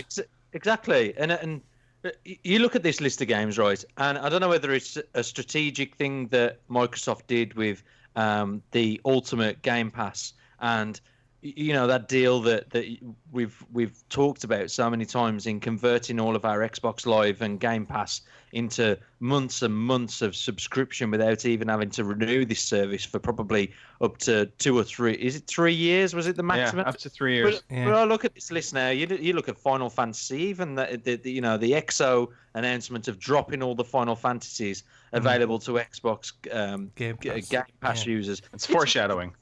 Well, yeah. You just look at all of this list and you just think, okay, well, Trials Rising, I've got that on Game Pass if I wanted to play that. If Farming Simulator, even if you wanted to even play that shit game. But and you'd be playing them lag-free 4K, whatever frames per second the game has, because you've got your console direct. Plus, you're not even paying a penny for them for the next 24 to 36 months. No. You're wasting all of this money just to play the same games that we've already playing on our existing consoles. It's just not to drop out. It's not to pile on. But again, don't forget, all of these launch games are not part of the subscription. No, so you have to buy all of these games. Yeah, you have to buy these separately. Google has said you will get free games within the Pro subscription. They have not said how often, or what those will be, other than Destiny 2. That's the only included game right now. But the funny thing is, it's free to play now. Bungie made Destiny 2 free to play, so it kind of, I mean, unless you're really hung up on that added content, I don't know where, again, where the offer is. It mystifies me. Now, Pete, you hinted at XO19. So Microsoft this month, I think pretty much just, I mean, this is the bitch slap to Stadia. So if you think about it, Google Stadia, they last year, and I took part in the beta, they had Assassin's Creed Odyssey. They beta tested it out there. It worked. People were kind of excited about it at the time. That's the only game they have ever beta tested. They beta tested it for that window, and then they took it off, and Ubisoft gave everybody free copies. But the free copy you had to install on your PC, by the way. So it wasn't streaming anymore. It was local to the hardware. So that's the only game we've ever seen Google Stadia running, outside of more recently Gamescom, some hands-on stuff they've done where they've had people in kind of controlled environments playing Stadia with some different games like it's totally escaping me. It's the big shooter, Doom. Anyway, so Microsoft launched out their Project xCloud a few months back. They rolled it out to Android devices, which I thought is kind of funny because Google, Android devices. And they immediately had 4 games in their beta test. Now, XO19 took place this past week. If you're not familiar with XO19, it's basically is a Microsoft PSX style event where they get a bunch of people out to an event site. They have kind of a press event talking about what's coming. They also are I think this goes on for 2 to 3 days where they just have tons and tons of machines set up. People can go out there and play. It's kind of like EGX, but it's specifically for Xbox. So within the Xbox Live kind of announcements or the Inside Xbox they did, they announced some big changes for Project xCloud coming. At the show, they announced they'll be adding 50 games to the service from 25 partners that included games like Madden 20, Devil May Cry 5, Tekken 7.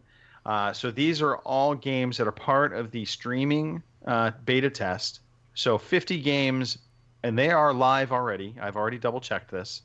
So you can play these games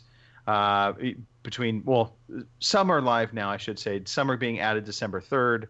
But basically 50 games on the streaming service, on top of which they announced a few weeks back they started the console streaming, which opens up your entire library from your console that you can stream into xCloud.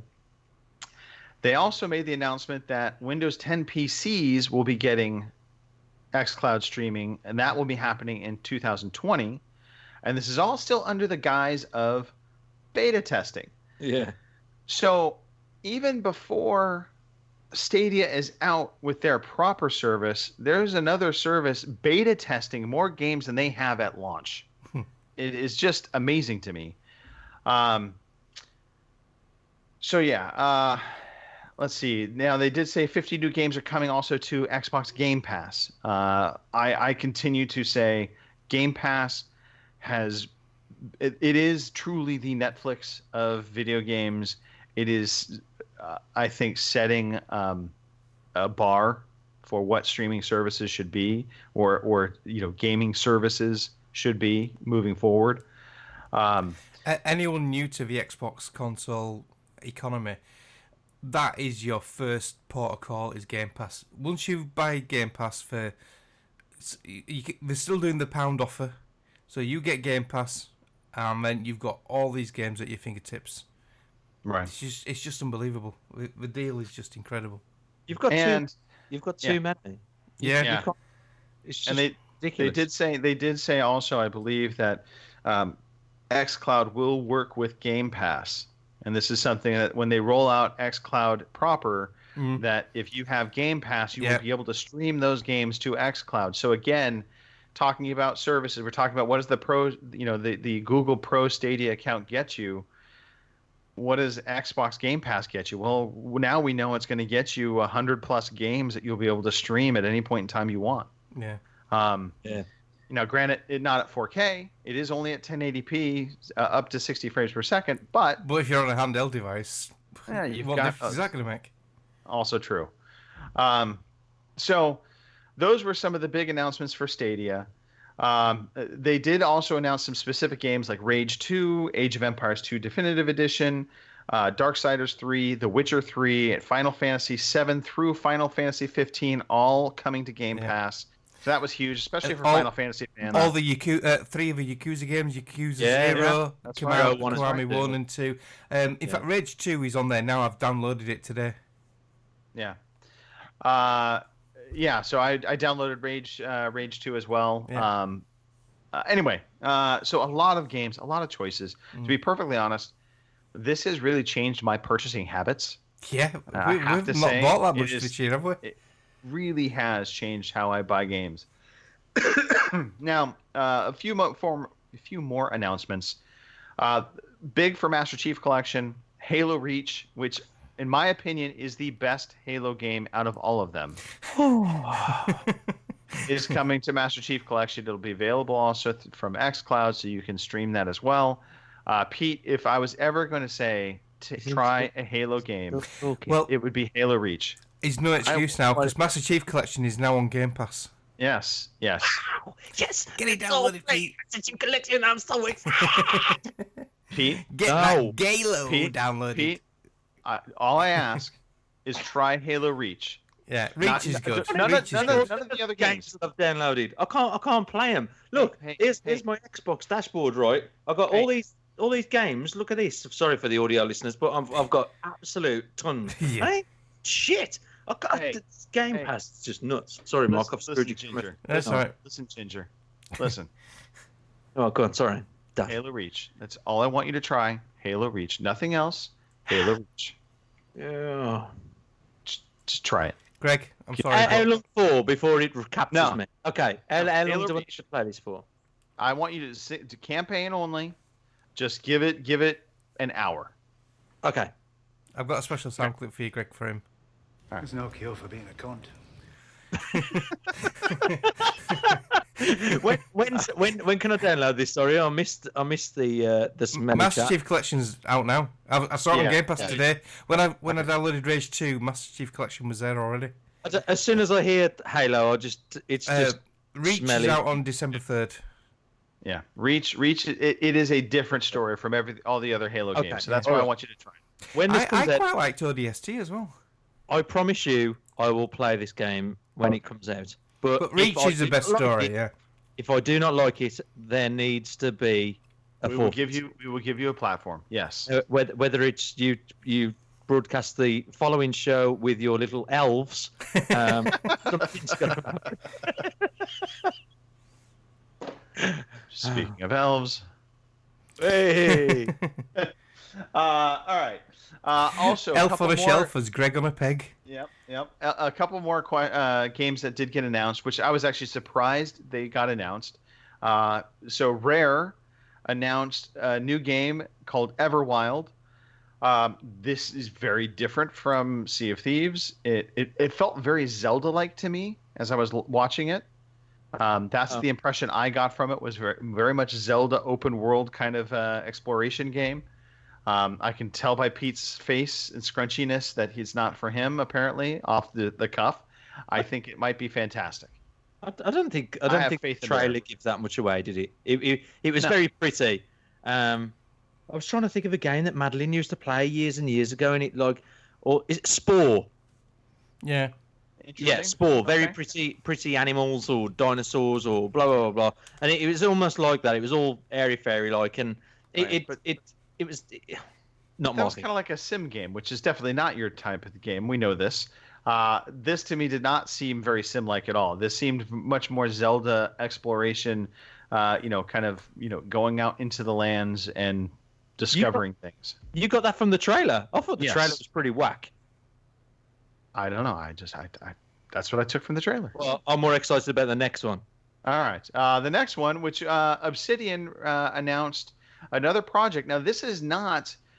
So fans of Obsidian at first were freaking out because they thought, this is the next big game they're announcing. No, this is a side project that they got green-lighted It's a small team that put it together. I think they said like 13 people worked on this. They are working on a different role-playing game outside of this, but they revealed Grounded, which this looks basically, cool. I like this. Yeah, a new first-person co-op survival type game. Could be interesting. I actually was more excited for Everwild personally. That to me, I thought felt a little more unique, but who knows? Maybe Grounded will be the winner. But it's either like way, Honey, I Shrunk the Kids video game, isn't it? Yeah. It's just that journey, being a little person running through this vast garden, which it's just breathtaking. I think the trailer. I think it plays things off well, like the spider, and it really brings back that 80s. Was it 80s? Honey, I Shrunk the Kids. I think it was, wasn't it? Yeah, early 80s. Yeah. Yeah, and it really brings back that memory of just these kids who, just got shrunk by their dads. Can I say, crazy gadget?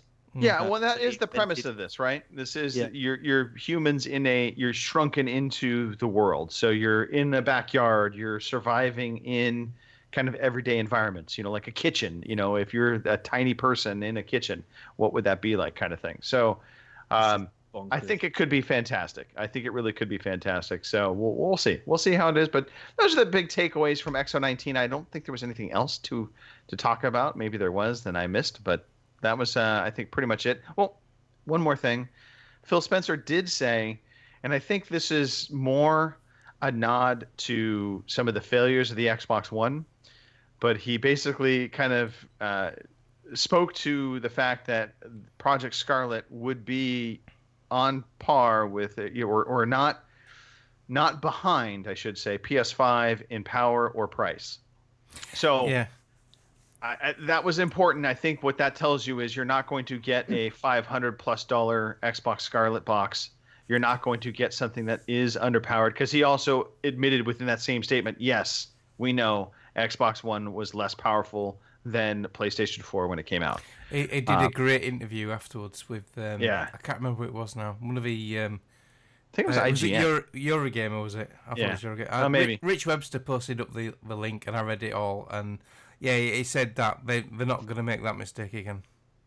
Right. So that's good news for us as consumers. Yeah. We haven't mentioned Minecraft Dungeons. Yeah, it was Eurogamer.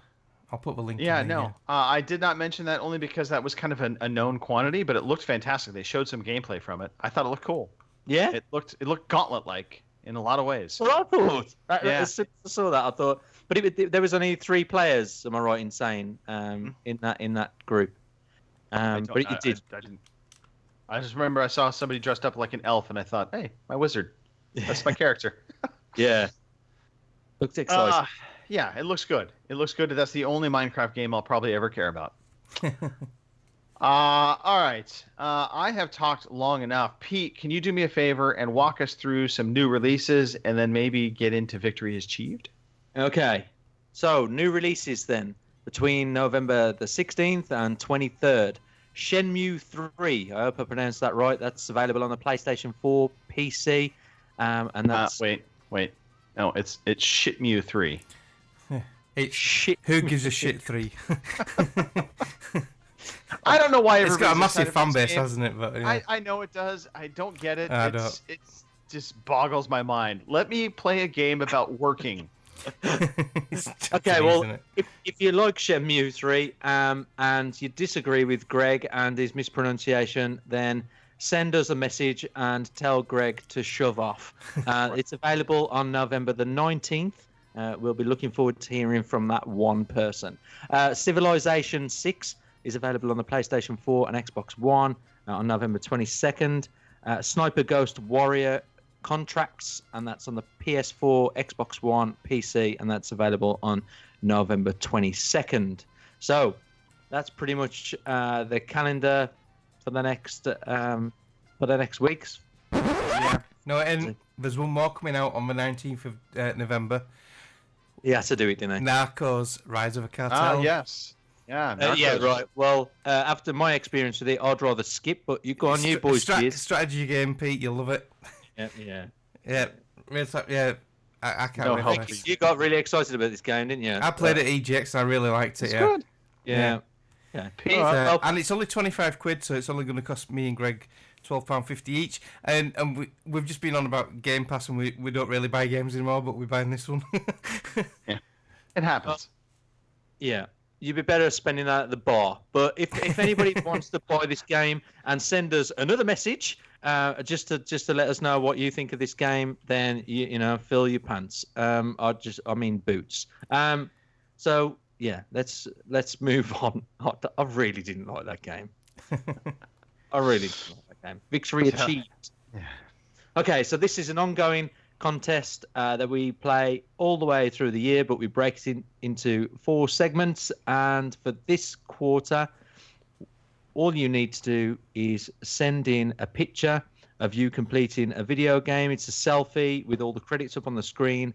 You need to have a Twitter account, and you basically just need to, like I say, complete this video game and send it into at OC_podcast, which is our Twitter handle, and hashtag victory achieved. Hopefully, then you'll be drawn to win either £15 in English cash or $20 US. Well, I think we send that via Amazon vouchers. Yeah, right. 20 US Mickey Mouse dollars. Yeah. Let's not forget about the £15 in funny money. And the latest people to complete video games this week is John Mouse, completed Modern Warfare, Chopper Kelly, The Outer Worlds, Mochanix, our very own, completed Ghost Recon Breakpoint, Hardly Dan. Not available to win the No, I can't win. No. Hardly Dan completed 2 this week. Gears 5 and State of Mind, well done. Amras89 completed The Outer Worlds as well. Caliburn M, also game greedy, completed FIFA 17, The Journey. Well, it was a hell of a journey. It took you 2 years. Yeah, but it was quite surprised by it. He quite enjoyed it. He said it was good. Hey, yeah. It took you 2 years to say it's good. Well, anyway, I'm sorry for giving you stick, Caliburn M. Also completed Sherlock Holmes, The Devil's Daughter. I believe he and Mike Chin are the only people that play Sherlock Holmes games. Oh, okay. Yeah. Yeah. Your brother, big on Sherlock Holmes. I don't know why. Well, he likes the CSI games and everything, doesn't he? And they were shit. Yeah.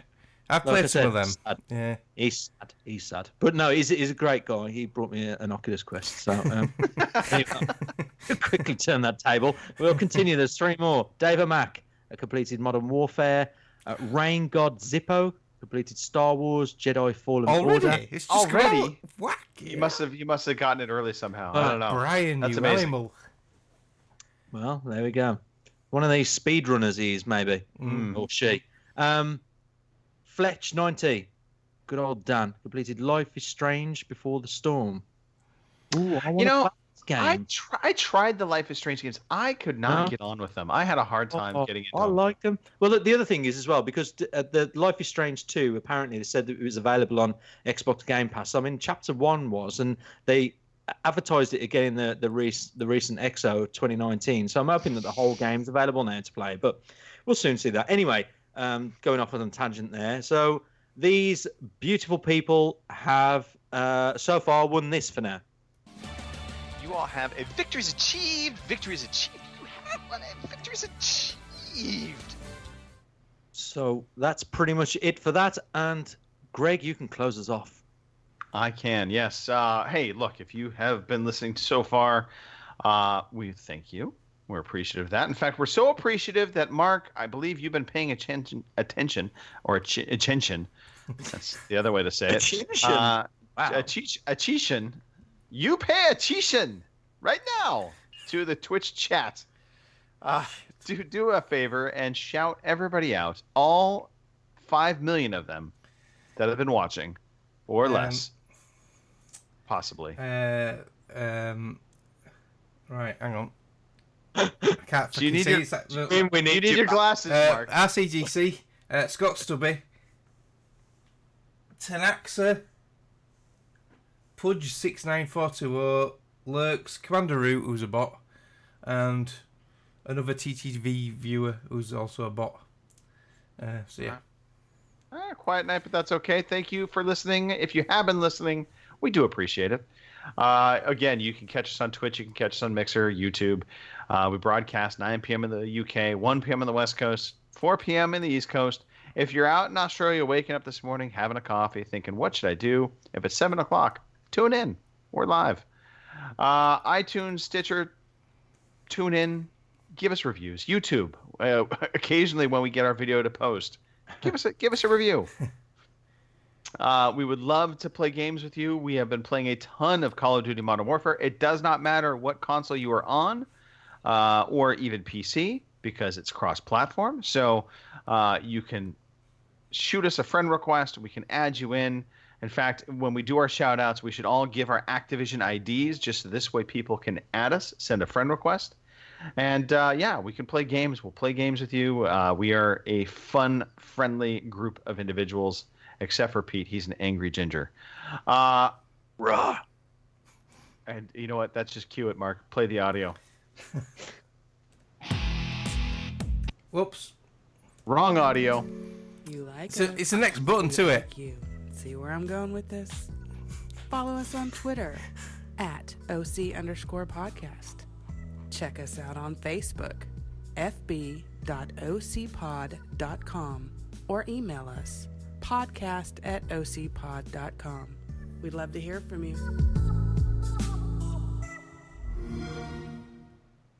Yeah. And now, I know people are probably like, why do you guys even play the audio? Because you could probably just say that. We play it, one, to celebrate Nicole because we still love her to death. We love hearing her voice every podcast. And two, it gives us the ability to always add in a different sound effect at the end of it, like Mark did. Yeah. And three, after 500 shows, you get fed up of saying every week, email us Also at, true. contact us at... So yeah, it's just easy just to press a button now. But hey, you know, It's that a great does leave me... opportunity to have a wee. It is. That's true. But I do want to throw this out there. If you're listening to this, and we'll throw this up on our social media platforms as well. But if you're getting Stadia, if you still are getting Stadia, we want to hear about what your experience is, what you think. If you decided to cancel Stadia, I would love to hear from you. You know, what was it? Did you know? I know we have some community members that had it. They decided to cancel it last minute. Yeah. So I would love to hear from you as well. Some feedback there. Why you decided to cancel last minute? Was it the lack of faith, or was it just a kind of a decision of, hey, you know what, I can't afford it. That's fine. Whatever. Yeah. Whatever. Or it a is. case of they're not living up to what they originally promised. Well, there's that too. Yeah. Anyway, all right, let's do some shout outs. Mark, I have a headache, not tonight. Honey, would you start us off, please? Big shout out to Jenny and to you guys for all your support this past week.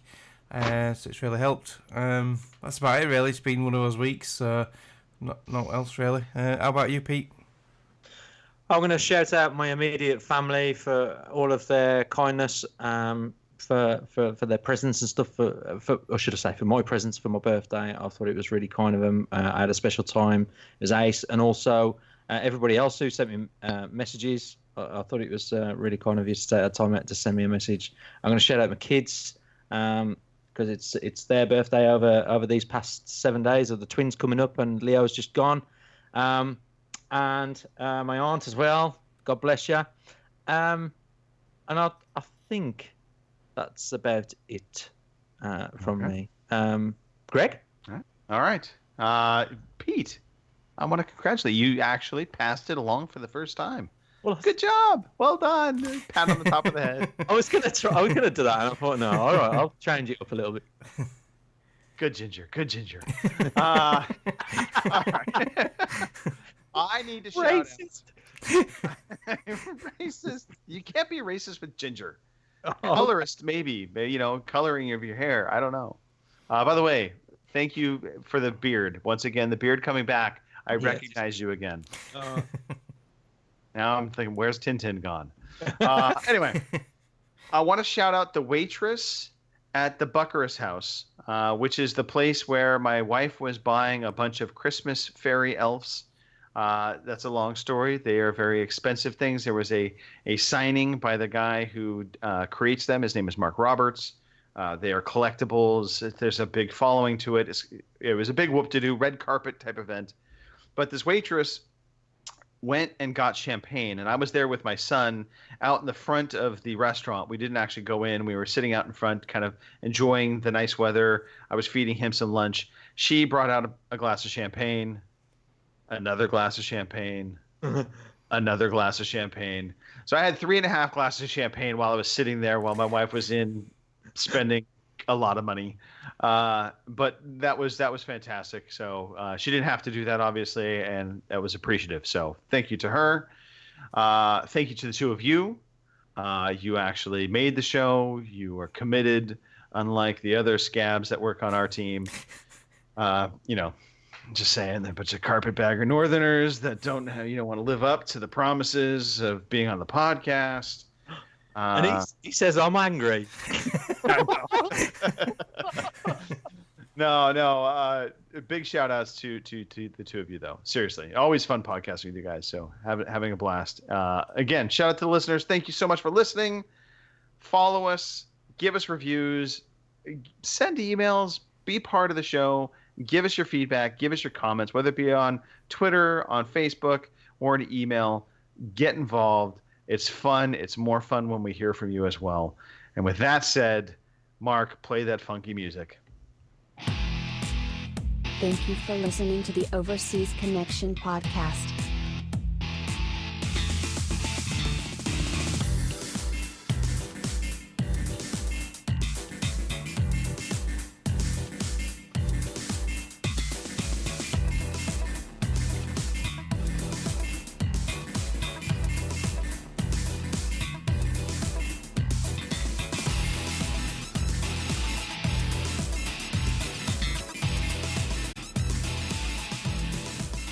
See you same time next week.